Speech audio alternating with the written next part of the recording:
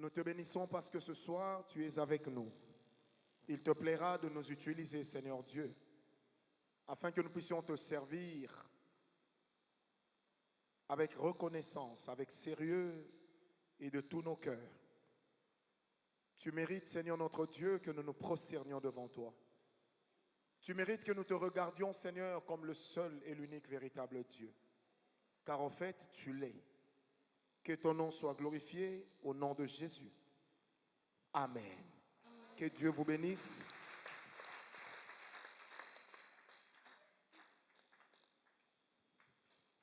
Alléluia.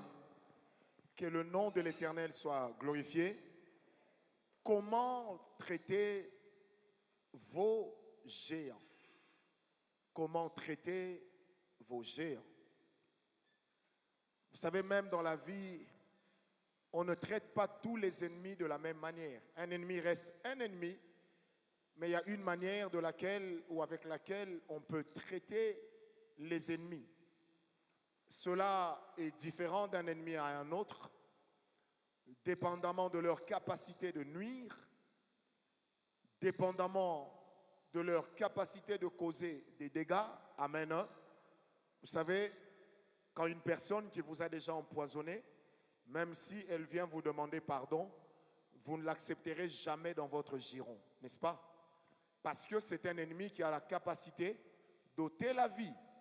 Et il en a déjà fait la preuve. Je me rappelle un jour, à l'époque j'encadrais un couple il y a 20 ans. L'homme était pasteur, la femme était prophétesse. Ils ont eu une querelle dans leur couple. La femme fâchée va dire à l'homme: d'ailleurs, tu vas voir ce que je vais te faire. Comme tu aimes manger, je te mettrai du poison dans la nourriture. Comme ça, tu vas mourir. Le lendemain matin, elle est venue me voir en train de pleurer. Elle me dit: je crois que j'ai commis une bêtise. J'ai dit: laquelle? Quand elle m'explique, je lui dis: ça, c'est pas une grosse bêtise. Tu as signé l'arrêt de mort de ton foyer. 2 jours après, l'homme m'appelle. Quand j'arrive là-bas, nous étions avec quelques serviteurs de Dieu et il nous a informé de sa volonté de divorcer. Dès qu'il l'a dit, moi je me suis levé, je suis parti. Un ami évangéliste qui était là, qui est mort aujourd'hui, m'a ramené en chemin faisant. Il m'a dit: mais pourquoi tu n'as rien dit? Je lui ai dit: même moi, je ne sais pas si je peux accepter une femme qui m'a déjà menacé de mort. Je ne peux pas accepter. Par conséquent, je ne demanderai pas à un autre d'accepter. Même Judas n'avait pas menacé Jésus, il est passé à l'acte. Amen. Donc vous traitez vos ennemis toujours en fonction de leur capacité de nuisance et en fonction de là où ils sont prêts à aller. Vous savez, il y a des gens qui vous détestent, mais il y en a qui aiment vous détester en enrôlant les autres à la haine. Ça veut dire qu'ils ne vous aiment pas, mais ils se solidarisent avec d'autres pour vous détester en communauté. Des personnes qui ont un leadership, une capacité de fédérer les autres, mais seulement pour nuire. Et ce qui est triste aujourd'hui, même au milieu des enfants de Dieu, c'est de se rendre compte qu'on trouve difficilement des personnes qui peuvent se coaliser pour faire du bien, pour dire du bien. Mais lorsqu'on veut faire du mal, on veut nuire, on est toujours plus nombreux que lorsque on aimerait faire du bien. Ce qui est étrange, c'est que même dans l'église de Jésus, on a l'impression que dans nos mœurs de tous les jours, le mal domine chaque jour un peu plus. Amen. Comment traiter les géants de vos vies? Premièrement, je voudrais dire ceci. Tous les géants ne peuvent pas être traités de la même manière, certes. C'est comme les sorciers. Tous les sorciers sont sorciers. Mais tous les sorciers ne font pas la même chose. Amen. Vous savez, il y a de ces sorciers dans votre vie. Quand ils entrent, ils ne cherchent pas à te tuer. Mais ils cherchent simplement à t'empêcher d'aller de l'avant. C'est ce que moi j'appelle des sorciers roulages. Ça veut dire qu'il peut ne pas savoir conduire. Mais s'il est placé devant toi et qu'il écarte ses bras, tu ne peux pas passer. Parce qu'il représente l'autorité sur le chemin. Il y a aussi des sorciers qui sont comme des arbitres. Vous savez, l'arbitre participe au jeu, mais il ne fait pas le jeu. Mais dès que tu tiens le ballon, il peut siffler. Et s'il siffle, son sifflet t'arrache le ballon et te coupe l'action. Donc il y a des sorciers comme ça, eux-mêmes n'ont rien.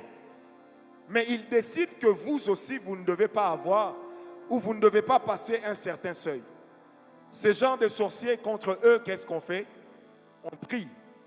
On réclame que Dieu les ôte de notre vie ou de notre chemin.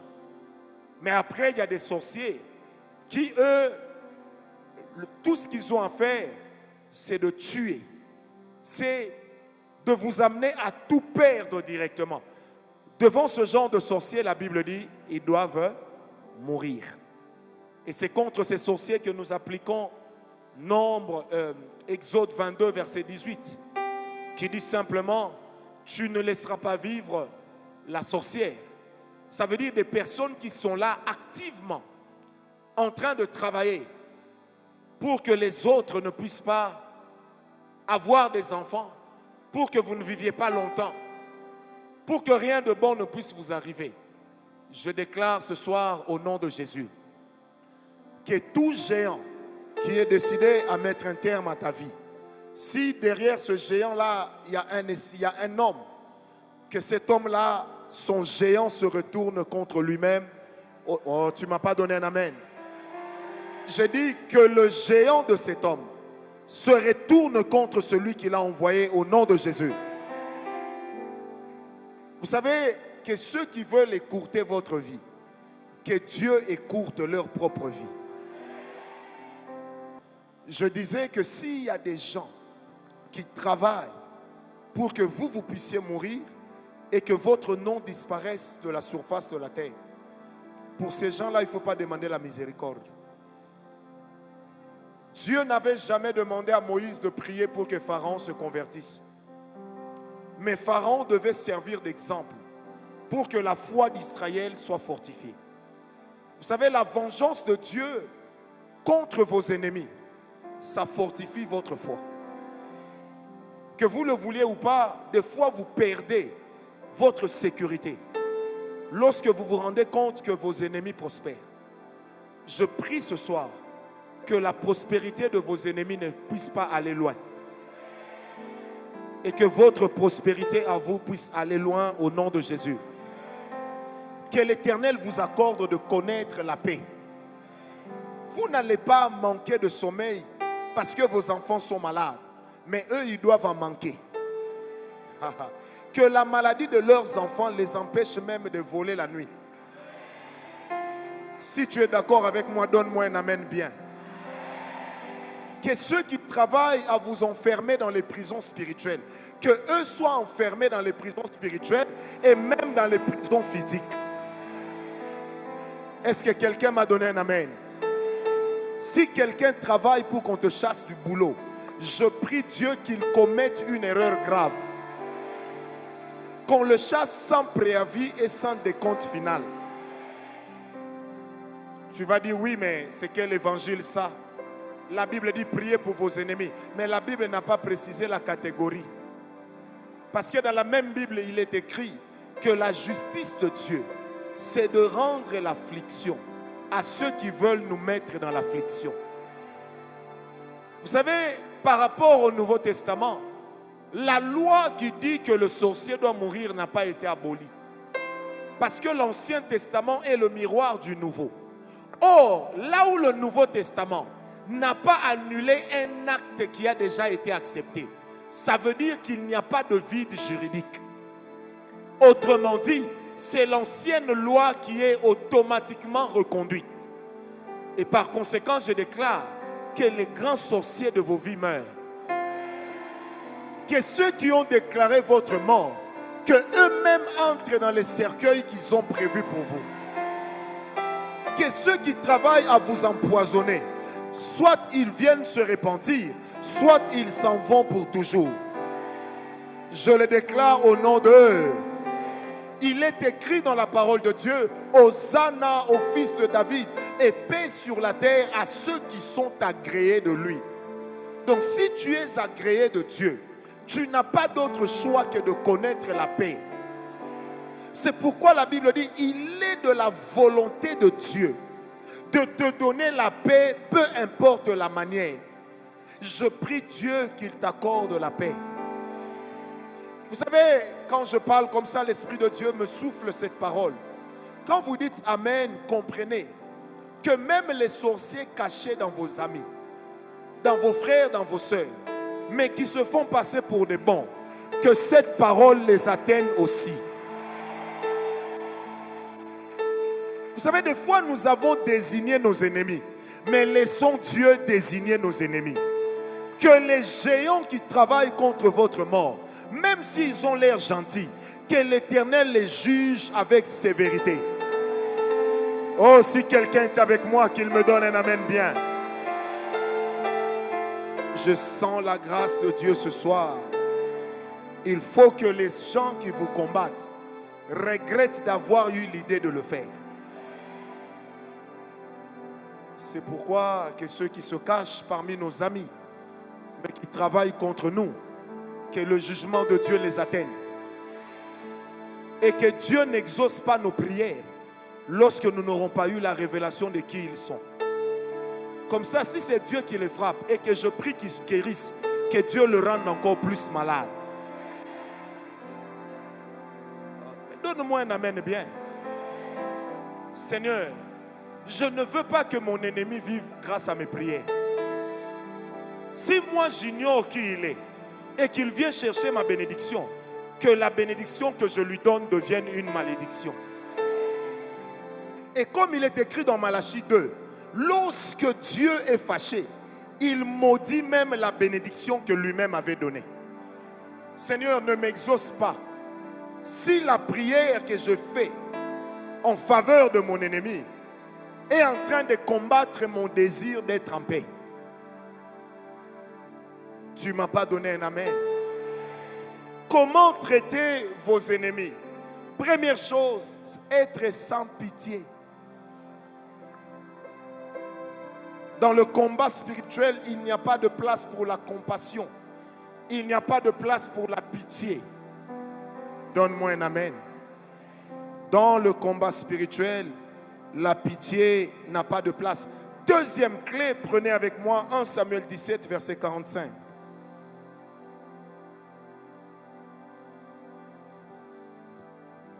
David dit aux Philistins, tu marches contre moi avec l'épée, la lance et le javelot. Et moi je marche contre toi au nom de l'Éternel des armées, du Dieu de l'armée d'Israël, que tu as insulté. Amen. La deuxième des choses à faire contre vos ennemis, c'est de ne jamais fuir un défi, mais toujours de le relever. Vous savez, les défis sont comme les problèmes dans la vie. Un problème que tu refuses de régler aujourd'hui, demain il te rattrapera quand même. Une personne de laquelle tu refuses de te séparer, pendant que tu sais que vous êtes condamné à vous séparer. Bien-aimé, tu n'es qu'en train de retarder le temps, mais à la fin, ça sera le même mouvement. Lorsque ton ennemi se pointe sur ton terrain, ne refuse jamais un défi. Parce que l'attitude intérieure que tu as compte pour beaucoup par rapport à la qualité de la victoire que tu vas récolter. Ça veut dire, si tu m'attaques, j'assumerai ton attaque. Je te répondrai avec force. Et je te répondrai avec hargne. Je te répondrai sans pitié. Et même avec cruauté. Est-ce que quelqu'un m'a donné un amen? On ne peut pas prêcher l'évangile à Goliath. On ne peut pas intercéder pour Goliath. Devant les Goliaths et les géants, il n'y a qu'une seule sentence. Je te couperai la tête.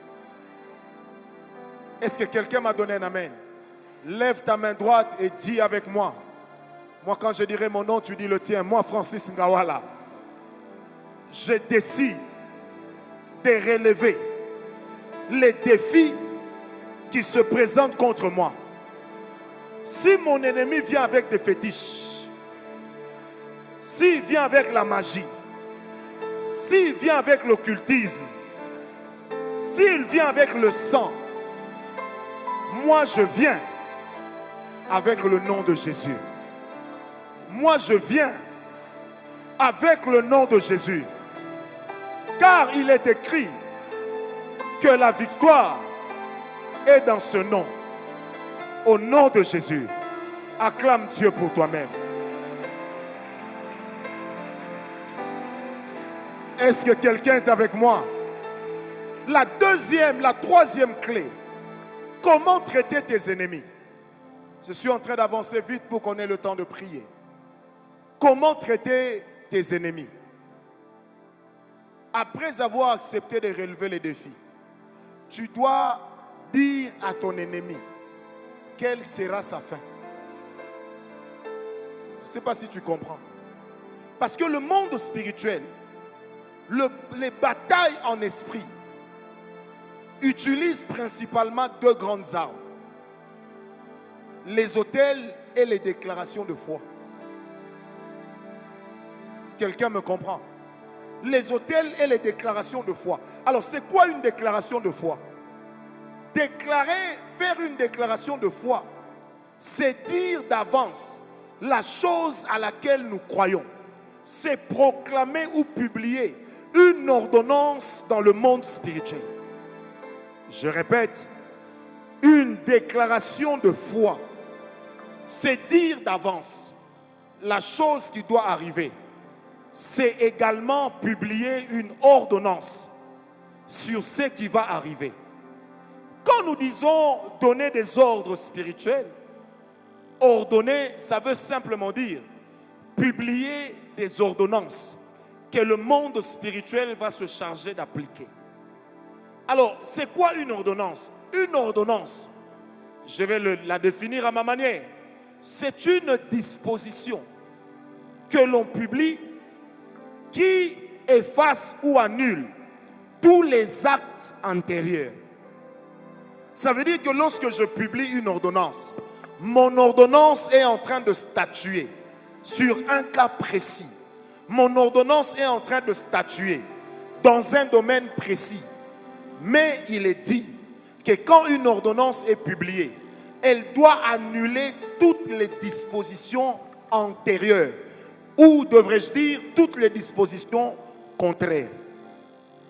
Mais je peux aussi publier une ordonnance pour donner de la force aux ordonnances que j'avais signées avant, telles que renforcer le pouvoir des anges qui sont avec moi. Est-ce que quelqu'un me comprend? Alors c'est pourquoi quand tu es en face du géant de ta vie, applique 1 Samuel 17 verset 46. Annonce à ton ennemi ce qui va arriver. N'aie pas peur de dire à ton ennemi la sentence que tu as déclarée contre lui. Bien-aimé, ne laisse pas au monde spirituel une prière aux choix multiples. Seigneur Dieu, protège-moi de lui. Peu importe ce qui va lui arriver, ce n'est pas mon problème. Ça, c'est la prière des enfants. Il ne faut pas faire une prière choix multiple. Il faut faire une prière qui statue exactement sur la chose que l'on veut avoir comme résultat. Parce que le monde spirituel, le combat spirituel, ce n'est pas une bataille d'idées, mais c'est une guerre des paroles auxquelles on croit. Est-ce que quelqu'un m'a compris? Lorsque ta tante te dit que tu n'auras pas d'enfant, c'est une ordonnance. Mais qu'est-ce qu'elle fait après? Elle va faire des sacrifices qui vont appuyer son ordonnance. La parole qu'elle dit, elle est vide. Elle se remplit. Lorsqu'il y a des démons qui prennent cette parole comme un mandat et qui vont maintenant commencer à agir avec ce mandat sur base de cette parole pour nuire aux autres. Et ces démons-là, c'est ceux qu'on appelle des esprits humains. Ça veut dire que ce sont des démons par nature, mais qui agissent selon un mandat délivré par l'homme. C'est pourquoi ce genre de démons, lorsque nous les chassons, il leur arrive de répondre au nom de celui qui les a envoyés. Quand tu dis « sors, qui es-tu » il peut te dire « je suis papy ». Mais ce démon n'est pas papy, mais il est mandaté par papy. Vous me comprenez? Ça veut dire la force de la parole qu'on a déclarée contre toi. va résider dans la force des esprits qui sont en train d'accompagner cette ordonnance. Quand quelqu'un dit tu vas mourir, ça veut dire qu'il va faire des sacrifices pour que l'esprit de mort te suive. Quand quelqu'un dit que tes enfants ne vont pas aller de l'avant, ça veut dire qu'il va libérer une cohorte de démons. Les uns vont amener la pauvreté, les autres vont amener la maladie, d'autres encore vont amener la stupidité dans les études. Est-ce que vous me comprenez? Selon la parole de votre géant, vous allez tout de suite discerner le genre de démon qu'il y a derrière. Avant que David ne donne la sentence à Goliath, Goliath avait déjà dit à David, je vais te tuer, je vais prendre ton corps, je vais donner ça aux oiseaux du ciel. L'expression biblique oiseaux du ciel fait allusion aux esprits vautours, qui veut également signifier les esprits consommateurs de sang et de chair.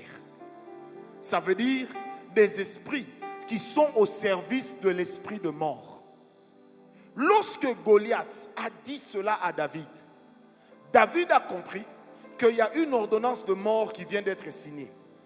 Pour annuler cette ordonnance de mort, je dois retourner la mort d'où elle vient, parce que si je dis à mon ennemi que toi tu vas mourir, ça veut dire que c'est moi qui vais rester en vie. Parce que David n'est pas Saül pour mourir sur le champ de bataille par un coup de flèche qu'il a atteint. Pour la première fois, la Bible emploie l'expression par hasard. Parce que dans la Bible, le hasard existe. Et c'est employé 6 fois. Dans toute la Bible, on parle de hasard 6 fois. Saül est mort, une flèche l'a atteint par hasard. Ruth s'est retrouvée dans les plantations de Boaz par hasard. Alors, autant le hasard existe, nous croyons que le hasard dans notre vie est en train de cacher la providence divine. Ce qu'eux appellent hasard, Dieu l'avait déjà prévu. Alors, si mon ennemi me dit que moi je vais mourir, je ne peux annuler l'ordonnance de mort que par l'ordonnance de vie. Mais si j'annule l'ordonnance de mort traite avec un esprit principal, une principauté. Ça veut dire que pour bien le combattre, il faut le retourner à celui qui l'a envoyé. C'est comme ça que lorsque le prophète a maudit Jézabel, il a dit à Jézabel, tu mourras. Parce que tu as voulu tuer les prophètes de l'Éternel, et bien tu mourras. Et il ajoute, il dit, toi ton corps n'aura même pas de sépulcre. Les oiseaux du ciel se nourriront de ton corps, de ta chair. Et de ta maison, il ne restera que pierre sur pierre.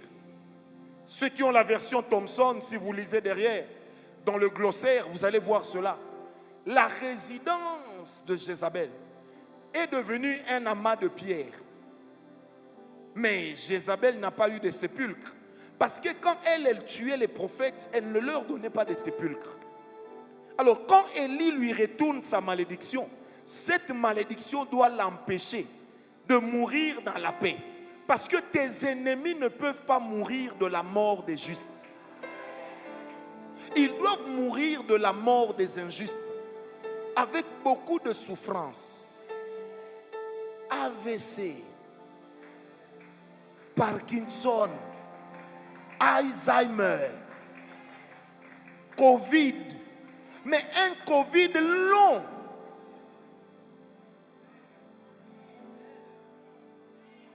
Est-ce que quelqu'un m'a compris? Il y a des maladies bizarres qui doivent atteindre tes ennemis pour que tu saches que Nzamba kote la kayo. Pour ceux qui me suivent en ligne, j'ai seulement dit que Dieu aussi prend parti pour toi. Si mon ennemi a dit que je dois mourir, ça veut dire que l'ordonnance de mort est signée. Mais là où l'ordonnance de mort est signée, l'ordonnance de vie me protège. Mais l'ordonnance de mort doit s'accomplir où? Chez eux. C'est pourquoi la Bible dit, bénissez l'Éternel, vous ses anges, qui êtes puissants en force, qui accompagnez la voix de sa parole. Ça veut dire ceci. que lorsque mes ennemis parlent de ma mort, ils ont libéré l'esprit de mort. Maintenant, moi, pour me protéger de l'esprit de mort, je me cache dans le sang de Jésus.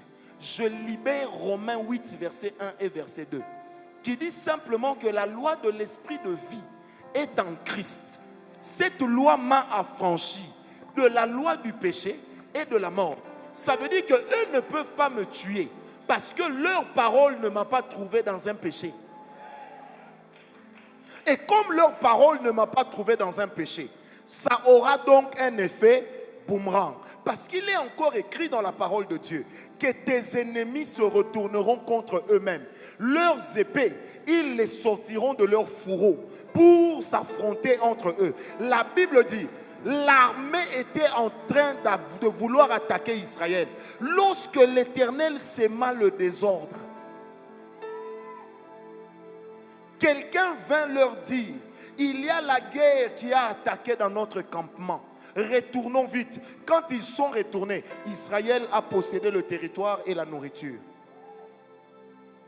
Mais puisque la mort était aux portes, il fallait que la mort trouve quelqu'un. C'est là qu'Élisée va dire au porteur d'armes du roi. Il lui dit, tu sais, demain, il y aura de la nourriture en abondance. Tu vas voir ça. Mais, tu ne vas pas manger. Quand on dit à quelqu'un qui est affamé qu'il ne va pas manger, ça veut dire qu'il va faire quoi? Il va mourir. Et la Bible dit, vous savez, lorsque la parole de l'ordonnance sort, elle prend toutes les dispositions d'accomplissement. Un lépreux, avec ses enfants, notamment Géasi, le lépreux, suite à la malédiction, il voit la nourriture, mais il dit à ses enfants, ne prenons pas. Allons prévenir le roi d'Israël. Or, il est écrit dans la loi de Moïse que les lépreux ne peuvent pas entrer dans la ville, que c'est une malédiction. Mais le lépreux entre dans la ville, on le laisse s'adresser au roi qui est sur la muraille. Et il annonce au roi que l'armée a fui, mais leur nourriture est restée. Le lépreux est guéri. Israël possède le territoire et la nourriture. Mais l'homme qui avait dit que même si une chose pareille se faisait, allez, ça ne peut pas arriver. Bien-aimé, Dieu va accomplir. Cet homme-là va mourir après avoir vu. Il y a des gens dans ta vie, ils sont en train de combattre ta prière par des conseils. Ils ont l'air des saints, ils parlent en langue. Mais ils te disent, moi, Nama, l'enfant de l'eau, comprends que ces choses-là, moi, je ne crois pas. On a déjà nommé les gens. Le gouvernement est déjà sorti. Toi, on va te mettre, mon cher, faisons le commerce. Ça veut dire, eux, ils sont comme les porteurs d'armes. Même si Dieu ouvrait le ciel, une chose pareille n'arriverait pas. Mais eux n'ont pas l'autorité de signer des ordonnances. Est-ce que tu m'entends? Maintenant, regarde ton voisin avec ton masque. Dis-lui, ne me conseille pas. Non, dis-lui, ne me conseille pas. Vous savez, la sagesse humaine peut te demander de ne pas courir les risques que Dieu attend que tu cours pour libérer ton miracle. Tu vas voir une jolie fille parce que son père est ministre. On te dit que non, elle te dira non. Va essayer. Tu seras peut-être étonné, elle te dira oui. C'est le même ami qui va dire qu'on t'a aimé par des fétiches. Vous voyez comment sont les humains? Je déclare ce soir, au nom de Jésus, que Dieu ferme les bouches de vos ennemis. Vous savez, quand vos ennemis commencent à trouver des alliés au milieu de vous, c'est dangereux. Que même les alliés de vos ennemis, que Dieu s'occupe d'eux au même titre. Donne-moi d'abord un amen bien. Alors, ce soir, quand on va prier, tu vas publier des ordonnances. Parce que nous sommes dans un carrefour qu'on appelle le journal officiel. Ça veut dire que les paroles que nous allons déclarer vont être actées. Parce que le chef de l'état spirituel a dit je serai avec toi. Je combattrai tes ennemis. Je te protégerai. Je te garderai. Je réduirai à néant tes ennemis. Je ferai boire à tes ennemis leur propre sang. Je ferai manger à tes ennemis leur chair, comme s'ils étaient en train de manger de la moue. Que Dieu le fasse pour tes ennemis. Au nom de Jésus. Oh, donne-moi un amen bien. C'est leur cadeau de bonne année.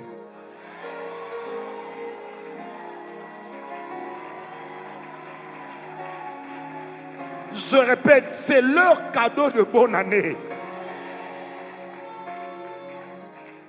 Père Noël passe pour eux. Il distribue des cadeaux de malédiction à l'égard de ceux qui s'en prennent à tes enfants, à l'égard de ceux qui s'en prennent à ta famille. Je suis en train de dire, lorsque eux célèbrent pour dire que toi tu dois mourir, eh bien toi tu vas célébrer. Parce que la Bible dit, le juste verra la fin des méchants. C'est dans la Bible. Qui m'a donné un amen? Dis à ton voisin, ne me conseille pas. Vous savez, il y a des gens comme ça dans la vie. Le jour où tu lui dis, je vais acheter une maison à Gombe, il te dit non, prends d'abord la maison là qu'on te propose à Matete. Gombe viendra peut-être après. Dis-lui, ne me conseille pas. Parce que ceux qui ont acheté à Gombe, ils n'avaient pas le sang bleu. C'est pourquoi dans la vie, il faut avoir dans ton cabinet spirituel des gens qui accompagnent tes décisions. Non pas des gens, pendant que toi tu inities un projet, eux ils travaillent pour voler le projet ou pour voler l'argent du projet. Je ferme la parenthèse. C'est juste pour dire que quand Dieu est avec toi, comprends que le diable cherchera à mettre dans ton entourage des gens qui vont travailler pour que toi tu ne puisses pas évoluer. Ils viendront avec des belles paroles, avec des conseils. Ils ressembleront aux frères de David qui lui ont dit, mais tu n'es qu'un enfant. Cet homme c'était un héros de guerre. Je suis un enfant à vos yeux, mais aux yeux de l'Éternel je suis un vieux. Est-ce que quelqu'un me comprend? Les frères de David, tout en disant à David que cet homme était un héros de guerre, ils ne savaient pas que dans la cour de Saül, on avait déjà dit à Saül, il y a un jeune homme, c'est un joueur de harpe. Dieu est avec lui. La Bible dit, il est vaillant et il est puissant. Que Dieu sonne le glas de tes ennemis au nom de Jésus. Là où même on t'a attaqué, que là même Dieu les rencontre. Qui m'a donné un amen? Que là où tu as été abandonné, qu'au même endroit, Dieu te récupère.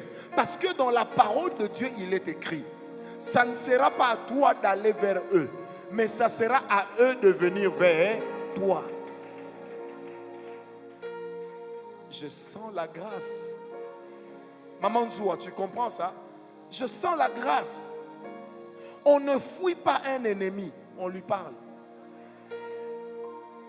On lui parle la journée, la nuit. Ah, il y a des hôtels qu'on n'élève pas en public. Tu dis à quelqu'un, mais hier tu avais 10 000, aujourd'hui comment tu n'as rien? Tu dis, moi aussi je ne comprends pas, mais tu sais où c'est parti.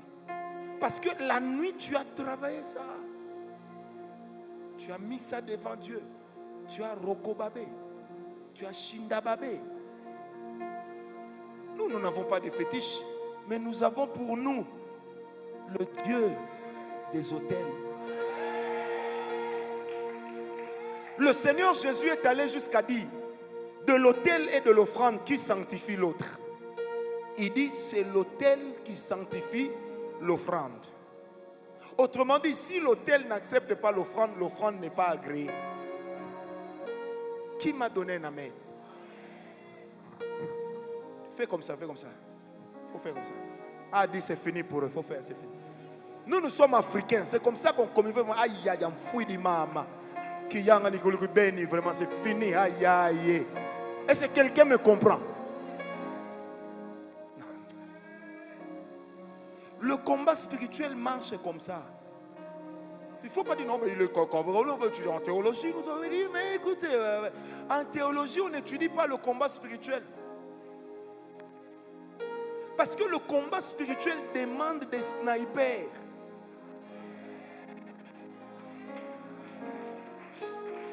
Des snipers. Toi, tu vas me dire non. Quand tu chasses un démon, il faut quand même du respect pour la personne. Tu dis quand même esprit impur sort. Non. Tu peux regarder la personne de loin. Tu lui fais vraiment. Et puis on voit la personne faire.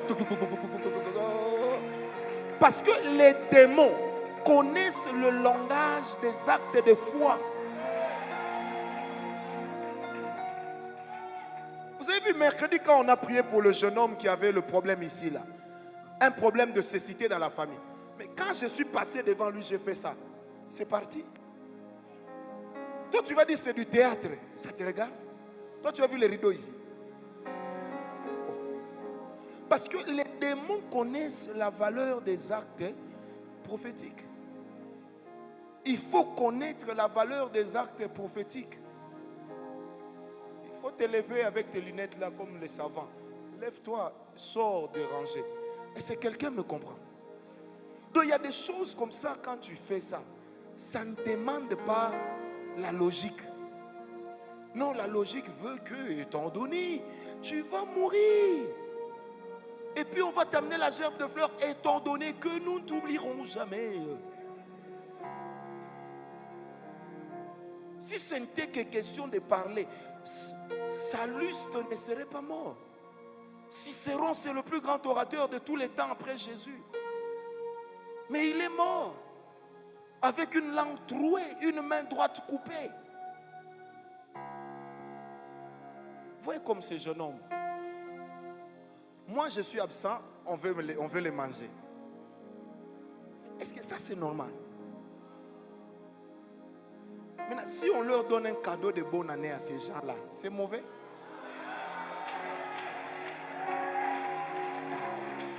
Maintenant, toi, tu vas me dire non. Non, prophète, ne dis pas ça. C'est parce que ce n'est pas ton fils, hein?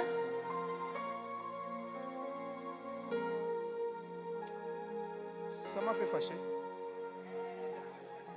Donc, il y a des gens comme ça. Où est Toumba? Jenny où? Toi aussi, sors de la rangée. Donc, vous voyez, il y a des gens comme ça, on peut bloquer leur vie. Ils n'ont rien fait. Simplement parce qu'on a dit qu'eux ne doivent pas aller de l'avant. Alors, on va prendre des ténèbres dans le monde de la sorcellerie. On va mettre ça sur le chemin de leur vie.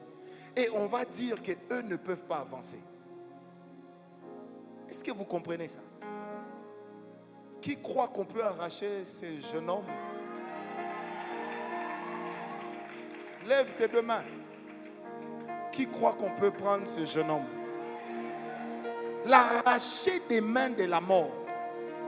Parce que ce jeune homme ici avait une durée de vie à partir d'aujourd'hui qui n'excédait pas 3 semaines. Et on avait prévu de nous surprendre. Et qu'on nous dise, il est à l'hôpital, il est mort. La veille du 4 janvier. Est-ce que vous comprenez ça? Maintenant, vous allez me conseiller quoi? On laisse seulement. On fait d'abord, on va laisser après. Même en lingala, on dit que si l'enfant veut jouer avec le courant, laisse-le. Le jour, il va. Laissez-moi d'abord m'électrocuter. Votre conseil là, ça ne va pas passer. Est-ce que quelqu'un me comprend? Que la mort qu'on avait jetée sur ce jeune homme libère tout de suite sa vie. Va-t'en au nom de Jésus. Que l'esprit de mort libère sa vie. Que le diable échoue. Que l'entente de la sorcellerie qui travaillait contre sa mort le libère. Fini au nom de Jésus. Est-ce que quelqu'un m'a donné un amen? Il ne mourra pas. Il vivra. Il vivra longtemps. J'ai dit il vivra longtemps. J'ai dit, il vivra longtemps. Qu'est-ce que c'est que ça? Est-ce que quelqu'un me comprend? Et cette femme qui était derrière elle, le même cercueil prévu contre lui,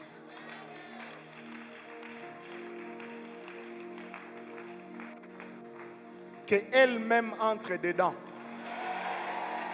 ça sera la fin d'un long combat pour cette famille. Un long combat.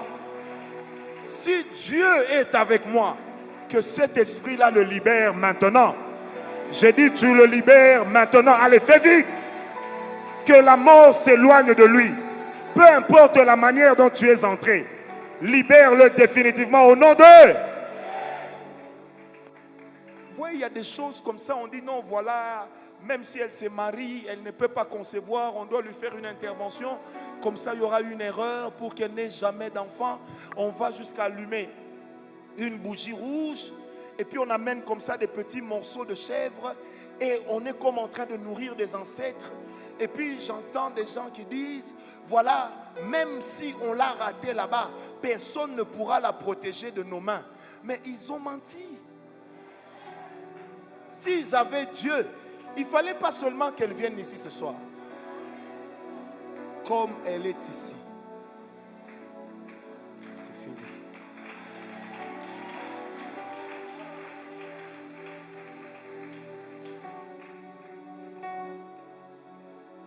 Il y a des fois on sent Dieu qui veut faire du bien. Mais il y a des fois on sent Dieu qui veut faire du mal à nos ennemis. Et c'est ce que je sens en ce moment.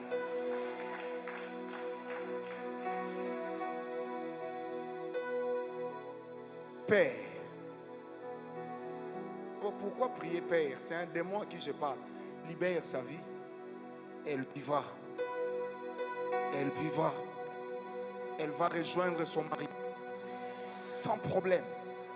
Les choses qui bloquent cette maternité-là, je les écarte et nous ouvrons la porte qui était bloquée grandement.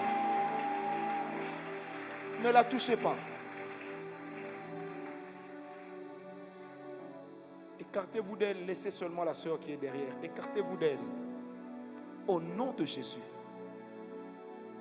qu'elle sorte de cette porte. Elle était entrée par devant, elle sortira par derrière. Libère la vie de cette jeune femme. Je vais compter à 4. 1,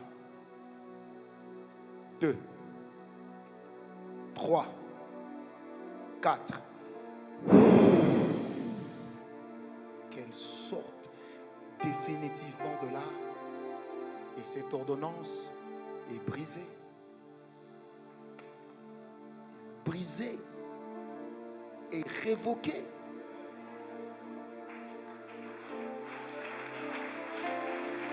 Tu sors d'elle.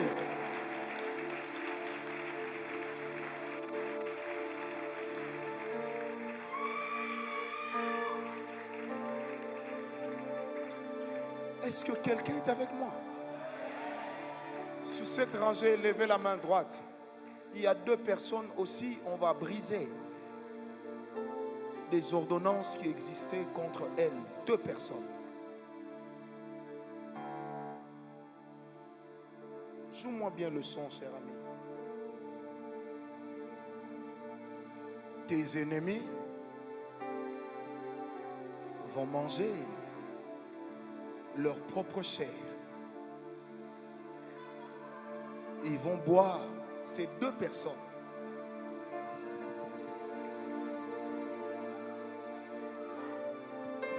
Ils vont boire leur propre sang. Libérer la vie de ces 2 personnes. Je vais compter à 4. 1, 2, 3, 4. Fini.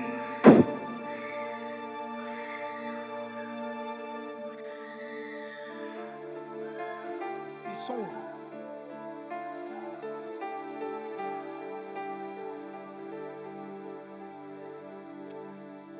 Je vois l'image d'une vieille dame derrière quelqu'un. Vous savez comme on dit, comment l'histoire là? Un foulard qui sent même mauvais. Si je me suis rapproché, que cet esprit-là s'exprime par des cris et libère cette personne-là. Que cet esprit humain qui travaillait là-bas libère définitivement cette personne. Je le déclare maintenant. Si Dieu est avec moi, que cela arrive tout de suite. Je compte à 2. 1 et 2. Go! Et que le diable échoue. Est-ce que quelqu'un est avec moi? Baissez les mains, on les a vus. Acclamons Dieu. Comment traiter les géants de ta vie?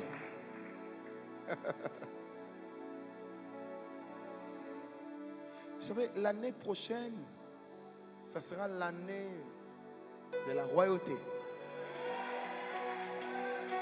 Donc, il faut qu'on termine avec certains ennemis. Parce que toi, tu dois m'acheter une maison. Tu dois acheter à l'église les maisons d'à côté. On peut voler l'argent de l'église, mais on n'a pas volé la promesse et l'alliance de Dieu dans l'église. Quand tu as volé l'offrande, tu n'as pas pris l'arche. Parce que l'arche ramènera l'offrande.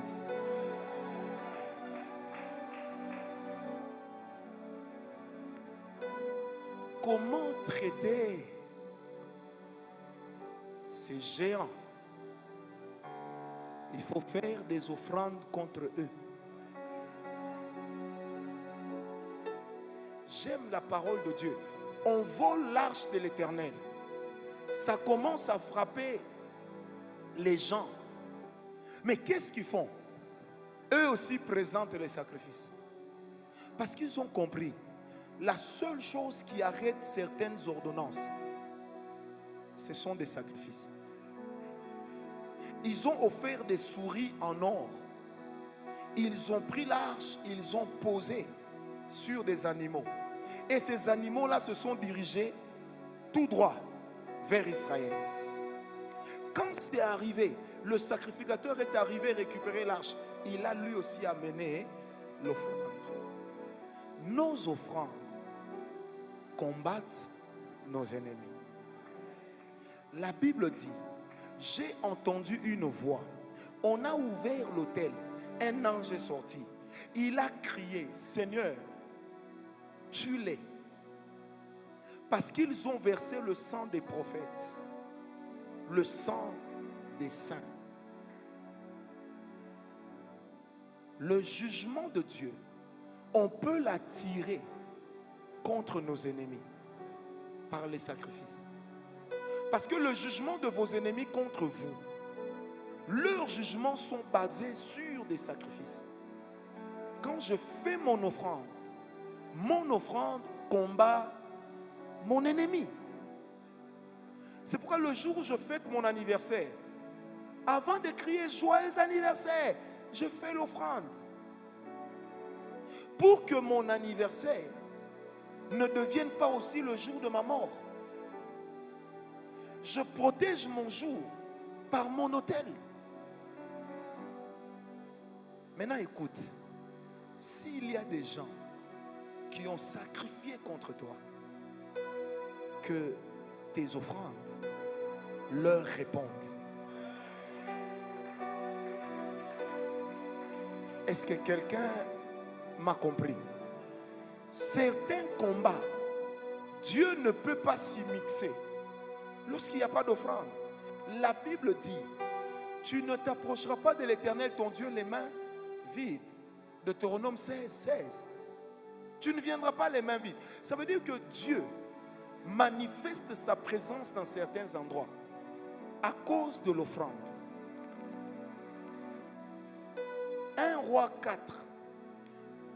Salomon part lever l'offrande, l'autel à Dieu. Mais sur une montagne, là où on élevait des autels à Baal.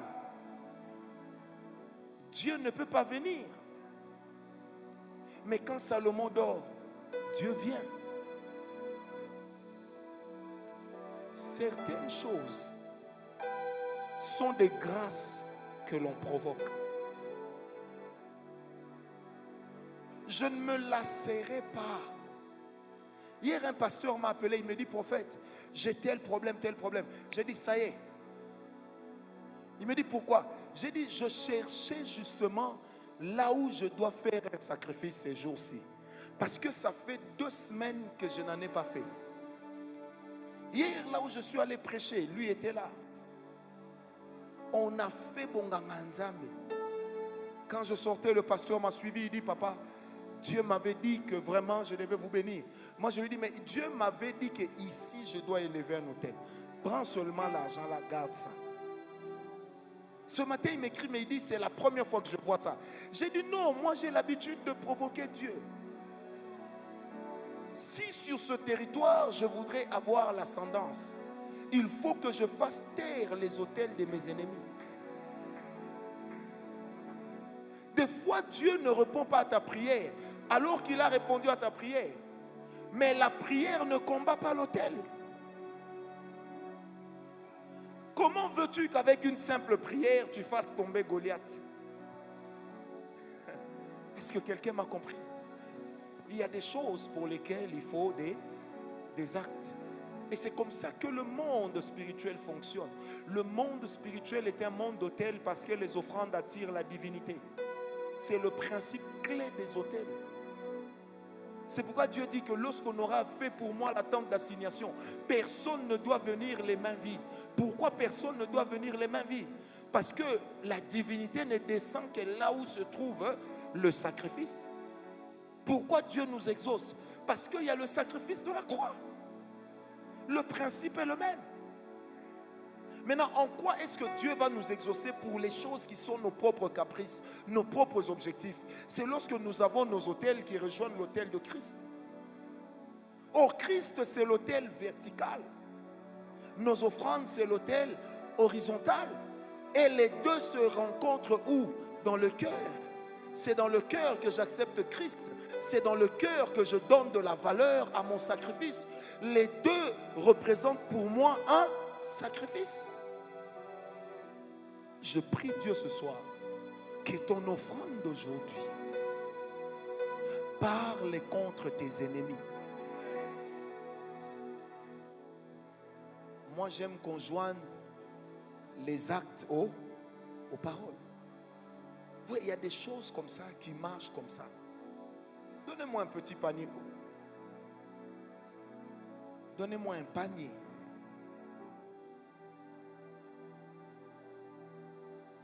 Alléluia. Est-ce que quelqu'un est avec moi? Il faut mettre ça ici parce que quand on va filmer, on risquera de dire que j'ai fait le commerce. Quelqu'un est avec moi? Qui croit que lui aussi peut retourner à ses ennemis leurs attaques? Prends ton offrande, lève-toi, ne viens pas. Lève-toi. Prends ton offrande. Maintenant, toi-même, regarde ton offrande. Si c'est tout ce que tu as, gloire à Dieu. Mais prends ton offrande, lève-toi, regarde ton offrande.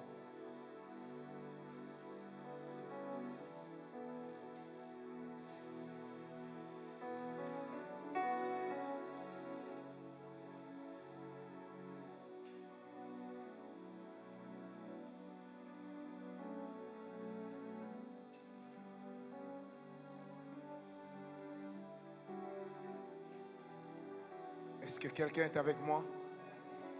Maintenant, parle à ton offrande. Dis à ton offrande ce qu'elle doit faire pour toi. Est-ce que tu peux parler? Ne parle pas à Dieu. Parle à ton offrande. Ton offrande parlera à Dieu. Je sens la présence de Dieu. De ce côté-ci, il y a un esprit qui dérange un instrumentiste. On va le chasser bientôt. Parle à ton offrande, regarde ton offrande, ne ferme pas les yeux. Parle-lui. Dis-lui ce qu'il doit faire pour toi. ce qu'elle doit faire pour toi.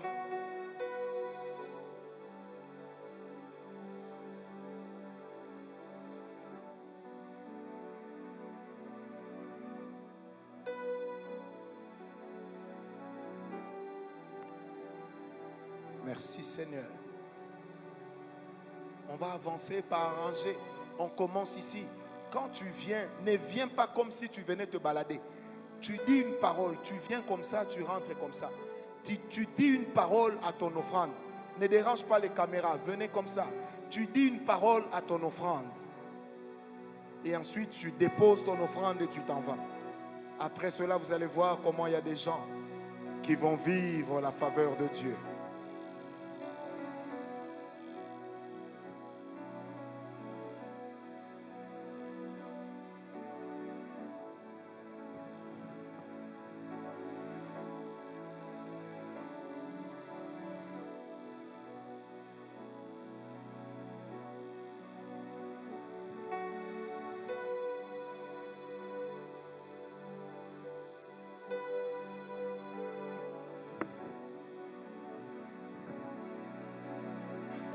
Église, est-ce qu'on peut se lever? Nous allons lire un passage. Apocalypse 16, verset 7.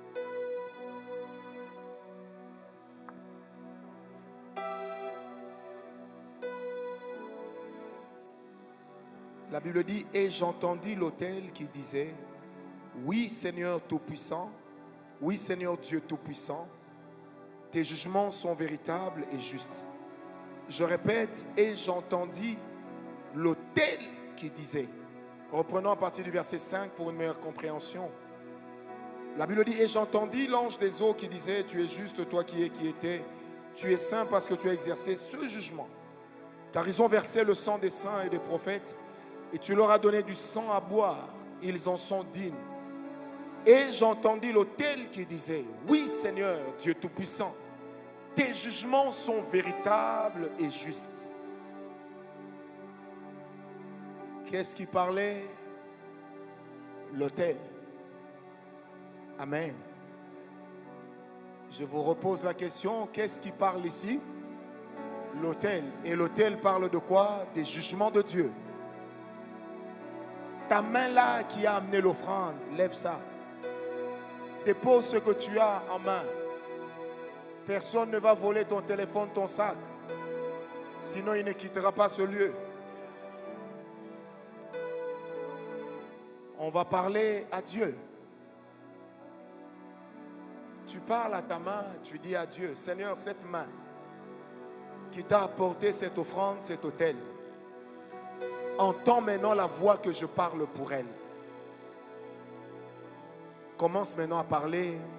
Dis à Dieu ce que tu as signé comme mission, à ce que tu lui as apporté ce soir. Alléluia.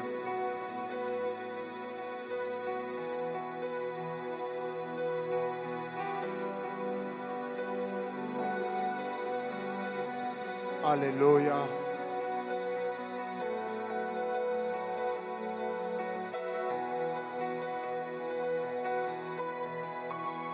Je vais commencer par les géants des finances.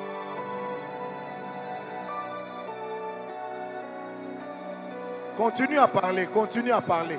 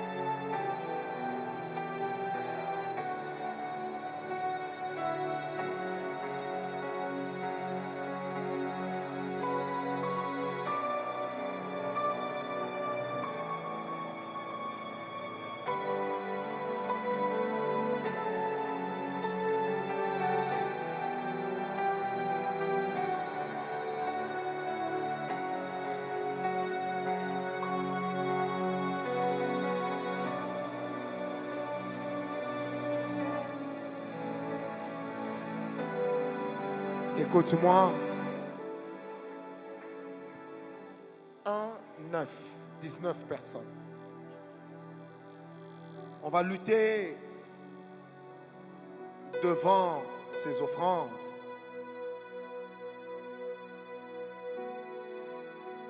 On va lutter contre les géants de la pauvreté et les géants de la limitation.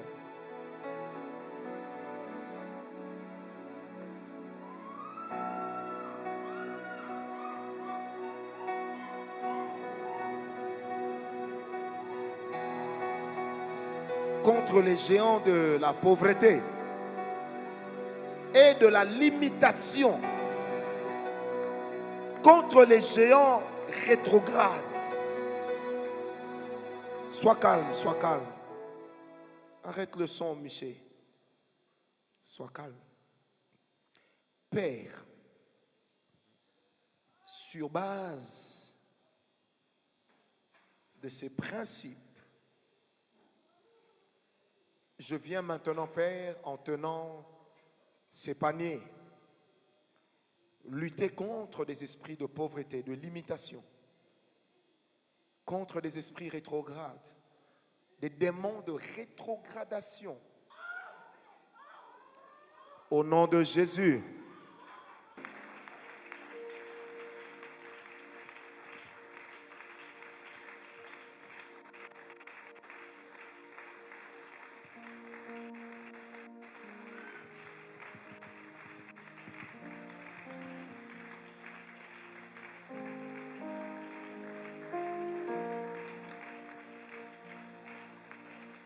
Je peux avoir 5 chaises. 5 chaises. Mettez-les ici. Comme ça. Comme ça, que ça regarde là-bas.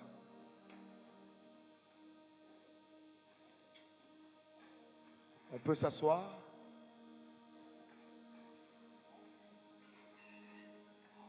Séparez les chaises. Séparez les chaises.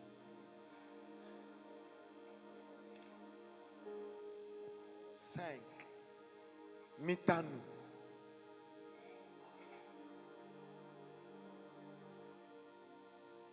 On peut bien me regarder. Que Dieu vous bénisse. Que Dieu vous bénisse. Que Dieu vous bénisse. Que Dieu vous bénisse.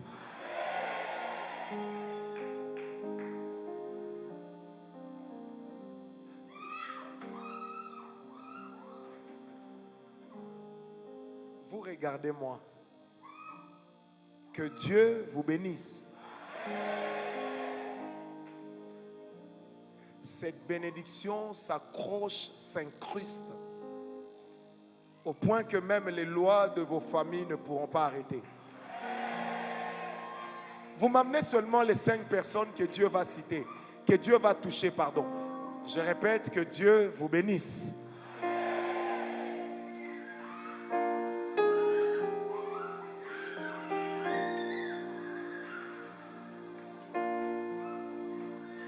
Continuez à me regarder. Que Dieu vous bénisse. On va aller au-delà.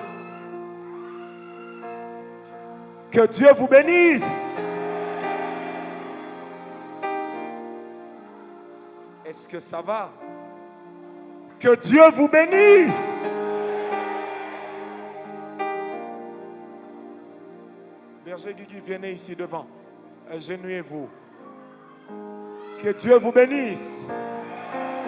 Que Dieu vous bénisse là-bas.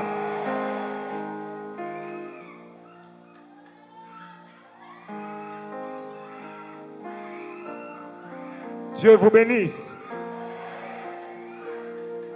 Que Dieu vous bénisse. Ici en bas, est-ce que ça va? Alors, si ça va, que Dieu vous bénisse.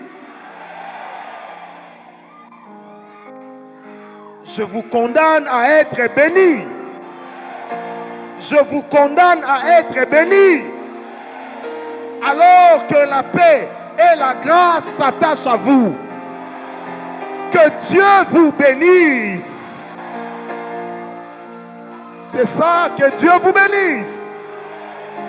Que Dieu vous bénisse.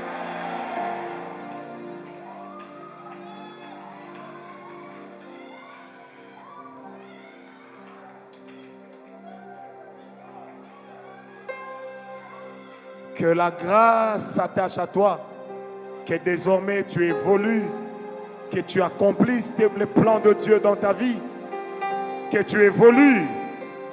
Eh bien, Guigui Israël, que Dieu te bénisse. Que Dieu vous bénisse tous. Là, chez les instrumentistes, que Dieu bénisse quelqu'un. Que Dieu vous bénisse.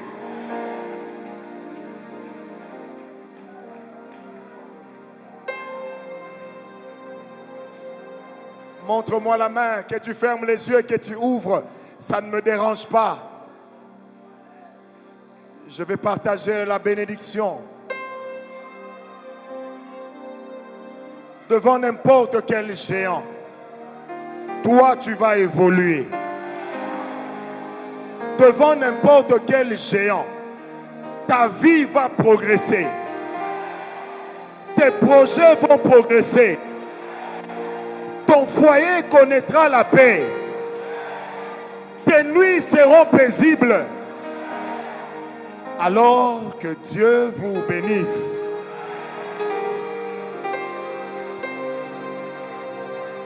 Que Dieu vous bénisse. Mais que Dieu donc vous bénisse. Que la grâce de Dieu soit votre partage. Que la communion de l'Esprit habite continuellement en vous. Que le Dieu que je sers dans mon esprit soit une bénédiction pour vous. De génération en génération. De génération en génération. De génération en génération. De génération en génération. De génération en génération. J'ai dit de génération en génération. De génération en génération. De génération en génération. De génération en génération. Que Dieu vous bénisse. Que Dieu vous bénisse. Que Dieu vous bénisse. J'ai dit que Dieu vous bénisse. De génération en génération. Que Dieu vous bénisse. Que Dieu vous bénisse. De génération en génération. Que Dieu vous bénisse. Que Dieu vous bénisse. Que Dieu vous bénisse. Que Dieu vous bénisse. De génération en génération. Que Dieu vous bénisse, maman. Que Dieu vous bénisse. Que Dieu vous bénisse. Au nom de Jésus. Que Dieu vous bénisse, maman. De génération en génération. Sois béni. Que tes enfants soient bénis. Que Dieu vous bénisse. Que Dieu vous bénisse. Au nom de